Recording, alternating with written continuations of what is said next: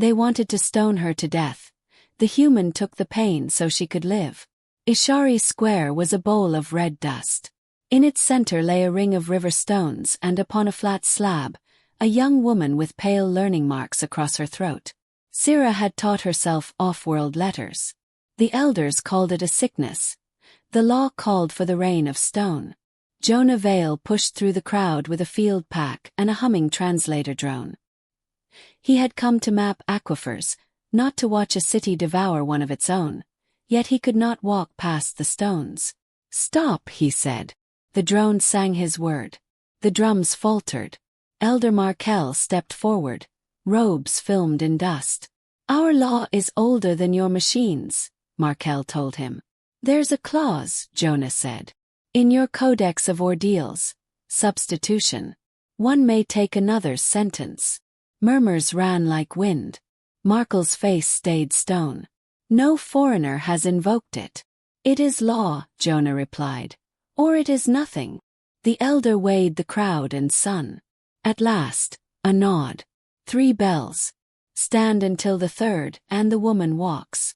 Fall, and both sentences are complete. Sira's bonds were cut. "Don't," she whispered, the drone turning the single word into a plea. "I know," he said, stripping his jacket and wrapping it around his forearms. "Stand where I can see you." The drummers struck. The first bell swung. The first stones came like cautious rain. A shard glanced off Jonah's shoulder. Pain woke and took a chair. He planted his feet and fixed his gaze beyond the roofs to the dun ridge where the desert slept. Long ago he had not stood in time for his sister. He had promised himself to be in time for someone. The second bell was lower, as if iron had learned grief. The arcs thickened. Jonah's jacket tore. Bruises bloomed. A round stone struck his collarbone. Grit filled his mouth. He counted breaths. Sira watched at the ring's edge, hands balled, lips pressed to keep silence. A boy clutched a lemon-yellow pebble and did not throw. He stared at Jonah as if a new thought were pushing out an old one. A woman's stone skittered to Sira's feet. She looked down, then up, and calm gathered in her face. She stepped closer. "Stay back," Markel warned. "Let the law take its measure." Jonah's knees wobbled. He thought of water finding seams in rock, of a clause lying like a seed in dry pages until the day someone watered it with breath. "Why do we do this?" the boy asked. No one answered. The third bell drew breath. A last stone struck Jonah's temple. Light spiked, then narrowed. The bell sang. Silence fell like cool rain after heat. Jonah sagged to one knee and held there by will alone. He lifted his head. The drone found the words. "It is done." Markel's jaw worked. Then, with a small bow that admitted the law had spoken, he turned to Sira. "By code and bell, your sentence is commuted." Sira climbed the slab and knelt beside Jonah. Her hands hovered, unsure where to touch. "No," she told the elder without looking away from Jonah. "Our lives belong to each other now." The healers bound Jonah's wounds in a mint-cool room. He woke to Sira's quiet step and the clatter of tin cups. The city argued in doorways. Some said the old ways had been honored. Others said something new had set a foot on the threshold. On the 7th morning Jonah walked, slow but upright, back into the square. The ring of stones remained. He rested his palm on one, felt its stored heat. "What now?"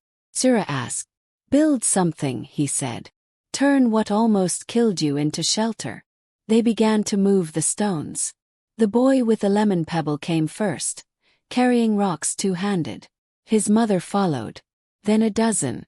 By afternoon the ring had become a low wall around the city's oldest well.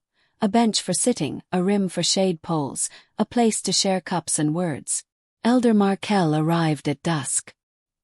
He watched people lean against the wall and not notice their bodies had found rest where punishment had once been measured.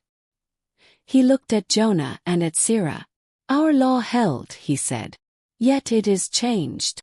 "It is lived," Sira answered. Markel inclined his head, slow as a bell. "The codex will record today. The clause of substitution will be written again, in ink that has not dried. He left them. The sky turned pomegranate red. Somewhere a drum spoke softly, not for sentence but for evening. Sira sat on the new bench and touched the faint marks on her wrists as if to rename them, not dead, not silent. She patted the space beside her and Jonah eased down, bones protesting, heart light. "They wanted to stone me to death," she said, testing the words like a door that no longer locked. "You took the pain so I could live." "I took a piece of it," he said. "The rest we'll spend together, turning stones into seats." Night folded over Ishari. In the square that had been a bowl for anger, people shared shade and stories, and no one could say where the wall ended and the living began. Healers wrapped Jonah's wounds, but it was Sira who sat by his side, refusing to leave. When he stirred awake, she caught his hand, trembling with words she had never dared to speak. "You should not have done it," she whispered. "I had to," Jonah answered, his voice hoarse. "Someone had to show them there's another way." Days later, the square was no longer a place of fear. The ring of stones remained, but not as weapons. Jonah, limping but determined, helped Sira gather them one by one. Soon others joined. Curious children, quiet mothers, even the boy who had refused to throw. By dusk, the stones had been rebuilt into a low wall encircling the town's old well. No longer a circle of death, it had become a place of gathering, of shade, of rest. Elder Markel came at sundown, his shadow long across the dust. He studied the wall and the people leaning against it, laughter mingling with the creak of wooden carts. Finally he bowed his head. "Our law was obeyed," he admitted, "but our hearts have learned something new." Sira turned to Jonah, her eyes reflecting the last fire of the sunset. "They wanted me gone," she said softly, "yet here I live, because you carried the stones meant for me." Jonah managed a tired smile. "We'll carry the rest together, and maybe build more than walls." As night settled, the townsfolk lit lanterns along the new wall. Where once there had been cries for punishment, now voices rose in song. Sira leaned against Jonah, and in the glow of firelight and stars, both knew the square would never again be a place of execution. It had become a place of life.